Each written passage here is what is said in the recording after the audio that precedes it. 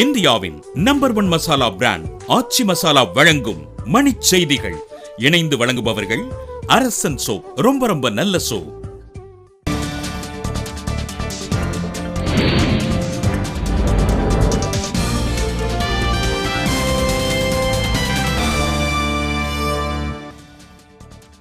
ஜெயலலிதா பரப்புரைக்காக கடைகளை சேதப்படுத்திய வழக்கு. சென்னை தீவு திடலில் உயர்நீதிமன்ற குழு ஆய்வு.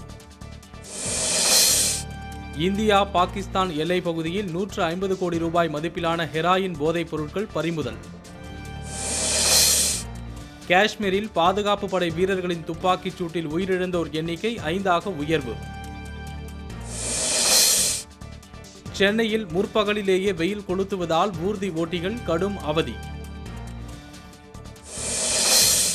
திருச்சியில் உள்ள தனியார் மருத்துவமனையில் மின் தூக்கி பழுதாகி பாதியில் நின்றதால் செவிலியர்கள் சிக்கி தவிப்பு.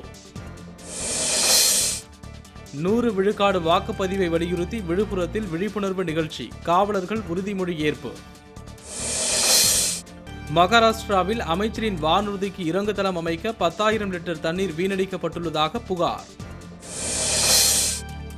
கங்கையை தூய்மைப்படுத்தும் திட்டத்தின் பலன்கள் விரைவில் மக்களை சென்றடையும் என அமைச்சர் உமா பாரதி பேச்சு.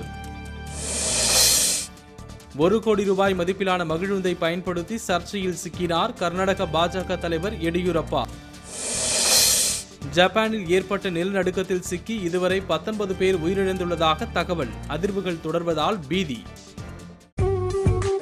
இந்தியாவின் நம்பர் 1 மசாலா பிராண்ட் ஆச்சி மசாலா வழங்கிய மணிச் செய்திகள். இணைந்து வழங்கியவர்கள் அரசன் சோப். ரொம்ப ரொம்ப நல்ல சோப்.